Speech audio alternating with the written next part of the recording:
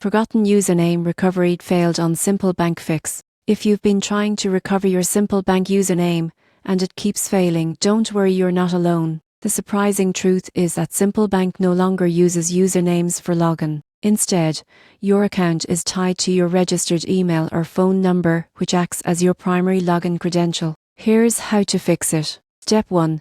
Open the Simple Bank app or visit the website. Enter your registered email address or phone number instead of a username. If you're unsure which email you used, check your inbox for past messages from Simple Bank, like account confirmations or transaction alerts. Tip 2. If you've forgotten your password, tap Forgot Password and follow the instructions in the email or sent to you. Make sure to check your spam or junk folders if you don't see the message. Step 3. If you signed up with a third-party login, such as Google or Apple, use that same method to log in. Many failed recovery attempts happen because users switch login methods.